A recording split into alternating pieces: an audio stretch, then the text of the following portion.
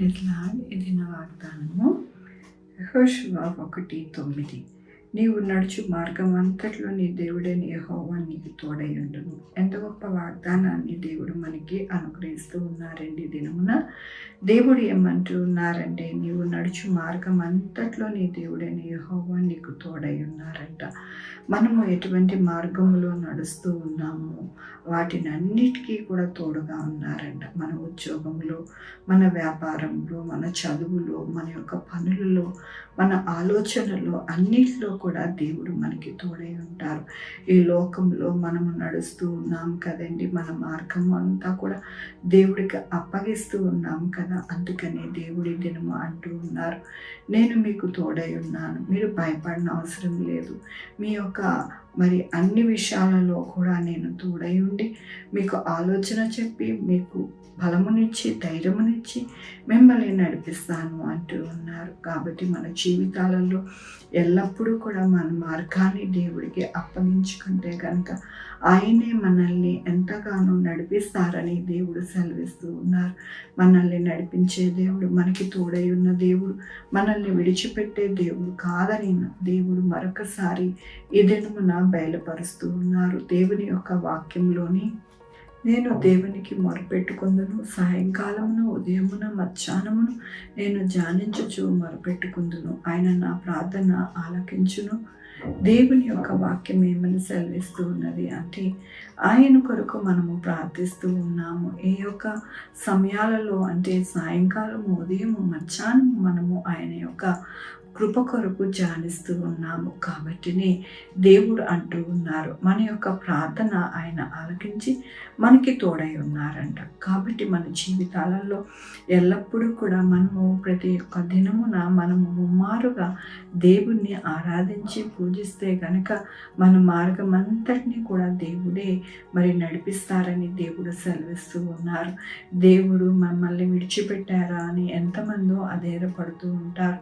కానీ దేవుడు విడిచిపెట్టే దేవుడు కాదు. మన దేవుడు మనల్ని ఎల్లప్పుడూ కూడా ఆయన హస్తముతో పట్టుకొని నడిపించే దేవుడు. ఎందుకని అంటే, మనము ఉదయమున, సాయంకాలమున, మధ్యాహ్నమున ఆయనకి మొరపెడుతూ ఉన్నాం, ప్రార్థిస్తూ ఉన్నాం, ఆయన ఆలకిస్తూ ఉన్నారు.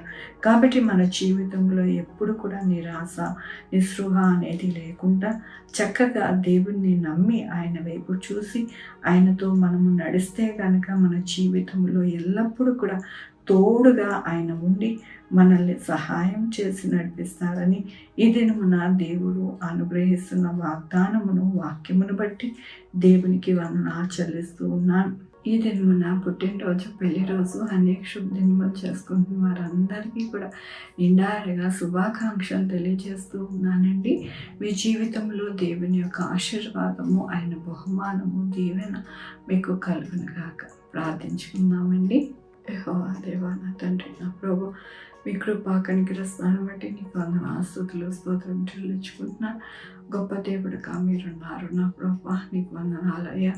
అయ్యా నా తండ్రి, ఎల్లప్పుడూ కూడా నాయన మాకు తోడుగా ఉండి మాకు సహాయకుడుగా ఉంటారని మరొకసారి మీరు వాగ్దానంతో, వాక్యంతో మాతో మాట్లాడినందుకు మీకు వందనాలు చెల్లిస్తూ ఉన్నాను. ఈ దినము నా పుట్టినరోజు, పెళ్లి రోజు, అనేక శుభదినములు చేసుకుంటున్న వారందరినీ దీవించండి, ఆశీర్వదించండి ప్రభు. నాయన నా తండ్రి, వారికి రావాల్సిన బహుమానం దయచేయండి నాయన. మా కొరకు ప్రార్థించమన్న వారిని వారి బిడ్డల భవిష్యత్తు, వారి ఆరోగ్యములు, వారి చేపలు, వారి ఉద్యోగములు, వారి వ్యాపారములు అన్నిటికీ తోడై ఉండండి నా ప్రభు. Sugar, BP, thyroid, heart problem, kidney problem, AIDS, cancer, నరాల బలహీనత, పెరాలసిస్, గ్యాస్ట్రిక్ ట్రబుల్, ప్రతి విధమైన అనారోగ్యాన్ని తీసివేసి స్వస్థపరిచే యెహోవా. నేనన్నారు కదా ఆయన, సహాయం చేయండి నా ప్రభు.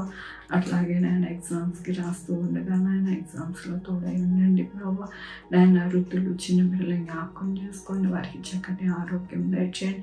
బిడ్డల్లో ఎక్కడ యాక్సిడెంట్స్ కాకుండా సహాయం చేయండి నా ప్రభు. ఆర్థికంగా నాయన ఎవరు కుంగిపోకుండా సహాయం చేయండి. బెట్టింగ్ యాప్స్ కూడా నాయన ప్రమోషన్ చేయకుండా సహాయం చేయండి నా ప్రభు.